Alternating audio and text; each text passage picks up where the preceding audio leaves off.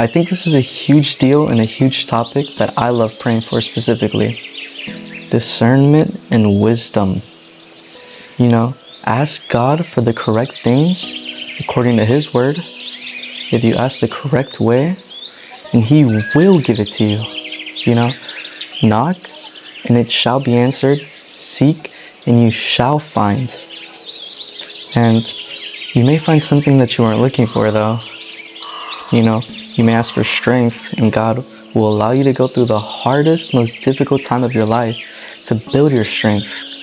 You may ask for patience, and God will make you wait for things to teach you the patience. He won't give it to you automatically. And so God may give you the correct things you wanted, but not the way that you asked for it, which is interesting because God tends to work that way. Because in pain, we're carved. But in success and pleasure, we tend to become arrogant. We tend to become blinded. And so we have to learn to surrender ourselves for truth. Surrender to the truth. And be able to say, you know what, God? My 3-pound brain, as much as I think that I got it all figured out, I want to do this, this, and this, it doesn't know more than you. I have to surrender my relationships. I have to surrender the career. I have to surrender the money, surrender myself, my mindset, my belief system, and surrender it all in the pursuit of truth. The truth. And this sounds really difficult and too much to ask for from ourselves. Like, I can't do that. That's too much. But we have to realize that all these things, God has already given to us. And to whom much is given, much is required. And if we can't be faithful in this little that we think is a lot, we won't actually be faithful in a lot, and it won't be given.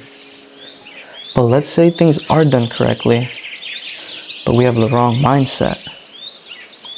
You can begin to read things like Solomon in Ecclesiastes, where he had thousands of women, places, kingdoms, palaces, and anything that everyone could ever ask for. And he says, vanity of vanities, it's all meaningless. I mean, imagine, you have everything.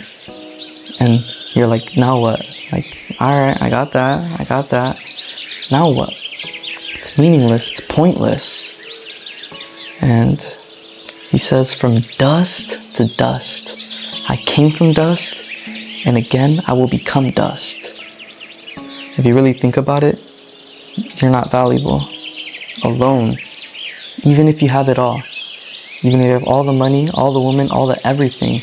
You have no value. You're pointless. You're meaningless. You were dust, you were dirt, and you're going to become dirt again. Dirt in the ground. There's no meaning. There's no point. Your value comes because God gave it to you. Your value comes because you were made in His image. And the true meaning and purpose comes from reflecting that image. After understanding this, then you can begin to understand the words of Jesus. When He says, you will know the truth, and the truth will set you free. And so, now going back to knowing the truth, surrendering to the truth, what does Jesus say? I am the way, I am the truth, and I am the life. And so if He's the truth, following Him leads to freedom. Surrendering to Him brings life. And so I believe that it's true, then the goal would be to be a follower of Jesus. And following means following.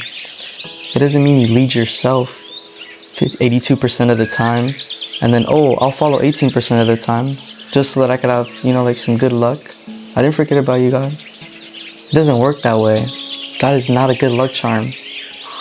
And then it's understanding that rain falls on the just and the unjust. What this means is that good times, good situations, bad times, bad situations, don't just happen to good or bad people. Everybody experiences pain. Everybody experiences good things in life. But inside of these experiences, your goal is to not lose yourself. People pursue money and gain all these things, But what does it profit a man if he gains the whole world but loses his own soul in the process? He gained nothing. He lost the game. He missed the point. And so when I think about wisdom, I think about Jesus. I think about how he treated people. I think about how he treated women in a time where women were disdained and thought of as property, where he talks about looking upon another woman that isn't your own, being just as bad as adultery, being angry at your neighbor, being just as bad as murder. And so he sets a new standard for what it means to be excellent, to achieve excellence. And he says, hey, you know what? You can't do it. You can't achieve this excellence. You can't get to this perfection. But we begin to read in Galatians 5, the fruits of the Spirit. And it's funny, you often hear a lot of people say, you will know them by their fruits, or you shall know them by their fruits. You will know them by their actions. Actions speak louder than what? Exactly. So by the actions, you will know who they are. Think about this. A lemon tree cannot make apples, or else it would just be an apple tree. So it doesn't matter how many times the lemon tree identifies as an apple tree. If it produces lemons, it's a lemon tree. So if you call yourself a Christian, it doesn't matter what you say. What does your life reflect? If you call yourself a follower of Jesus, it doesn't matter what you say. What does your life reflect? And it's about fruits, the results. And when you get closer to God slowly, it begins to take the toxicity out of you. Imagine a dark room with one little light in the middle. And there's an object completely in the dark. The only way that you'll be able to see the object is by moving it closer to the light. And it's not that the darkness gets removed from the object, it's that the light overpowers the darkness. And so the slower that we move closer to God, it begins to develop us.